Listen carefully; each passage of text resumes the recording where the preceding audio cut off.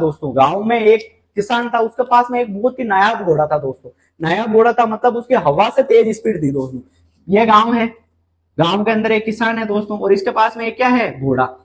ठीक है दोस्तों, घोड़ा। तो अब इसके पास में क्या थी कि ये हवा से तेज दौड़ने की स्पीड थी दोस्तों। किससे तेज दौड़ता था ये, हवा से, हवा से तेज। अब क्या हुआ, मेवाड़ के जो भी उस समय के महाराणा थे, उसने इस किसान को बुलाया और कहा कि तुझे जो जागीर चाहिए, कितनी धन संपदा चाहिए, वो तू मेरे से ले ले, लेकिन ये घोड़ा मुझे दे दे।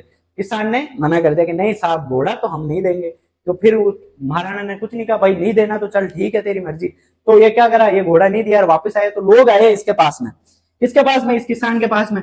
इसको बोला बड़ा मूर्ख आदमी है भाई तू, तेरे को जब इतनी जागीरें मिल रही है, तेरे को इतनी धन संपदा मिल रही है, सोच तेरा इस साम्राज्य में तेरा क्या ओहदा होगा, उसके बावजूद तू एक घोड़े के लिए तूने घोड़ा छोड़ दिया।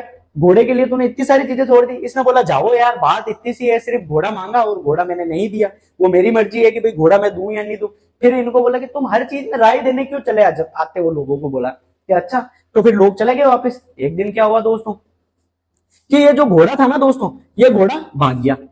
अब ये घोड़ा भाग गया तो फिर लोग आए गांव के इसके पास में, इसको आके बोला कि लो, हमने पहले ही कहा था तुम्हें कि ये घोड़ा किस काम का तेरे, ये तो भाग गया।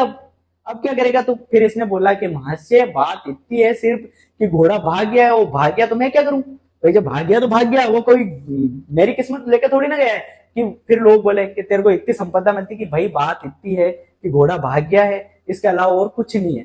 फिर लोग चले गए। अब क्या हुआ दोस्तों, कुछ समय बीता, उसके बाद में ये घोड़ा वापस आया और अपने जैसे बहुत तगड़े तगड़े 10 घोड़े और लेकर आया। क्या लेकर आया दोस्तों, 10 घोड़े और। अब देखो दोस्तों, जब ये 10 घोड़े लेकर आए तो फिर ये लोग वापस आए इनके पास में कि बेटा तुझे पता था, तुझे पहले से ही पता था कि ये कुछ ना कुछ घोड़ा करके आएगा, तेरे पास में 10 घोड़े और आ गए। फिर वो बोले लोग कि यार तुम हर चीज में राय देने क्यों चले आते हो, जब बात इतनी है कि मेरा घोड़ा वापस आ गया, 10 घोड़े उसके जैसे और आ गए। अब क्या हुआ, फिर इन लोगों को इसने भगा दिया। फिर क्या हुआ कि जैसे ही इन जो 10 घोड़े नए आए, इसमें से इस किसान का एक बेटा था, इस घोड़ों में से ट्रेन करता हुआ पड़ नीचे गिर गया, और गिर गया तो उसकी टांगे टूट गई दोनों दोस्तों। फिर आए ये गांव के लोग कि यार हम तो तुझे पहले ही कह रहे थे, ये तेरे घोड़ा किस काम का, ले तेरे बेटे की टांगे टूट गई। अब क्या हुआ दोस्तों, टांगे टूट गई। इसने ये बोला कि बात इतनी है कि मेरे बेटे की टांगे टूटी है, तुम लोग बार बार बिना बताए राय देने क्यों चले आते हो। अब देखो दोस्तों, फिर इसने बोला कि राय की बात आई तो फिर इसने इन लोगों को लताड़ के भगा दिया कि तुम जाओ। अब क्या हुआ दोस्तों कि जो इनका जो राज्य था, इस राज्य पे दूसरे राज्य का आक्रमण हो गया। गांव के जितने भी नौजवान लोग थे उनको सबको कहां पे बुला लिया गया था दोस्तों, नौजवान लोग थे उनको सेना में बुला लिया गया। सिर्फ गांव में एक ही लड़का बचा, वो किसान का बेटा बचा था, जिसके टांगे टूट गई थी दोस्तों।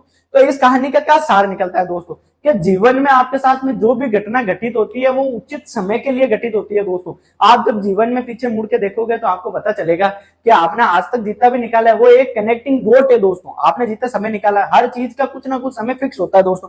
तो इसी माध्यम से, इस कहानी के माध्यम से सार क्या है इसका, कि बस बात इतनी है कि घोड़ा आया घोड़ा गया, और उसके बाद में बात इतनी है कि किसान का बेटा बचा।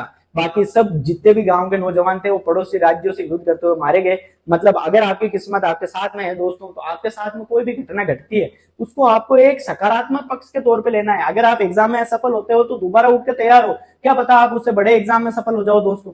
आप भविष्य के गर्भ में क्या क्या छुपा हुआ आपको पता तो है नहीं। तो बस मैं आपको एक ही चीज की सलाह देता हूँ दोस्तों, बस आपको पढ़ना है मेरे साथ में। अब आपको नोट्स बनाना है। ये कहानी आपको आशा करता हूँ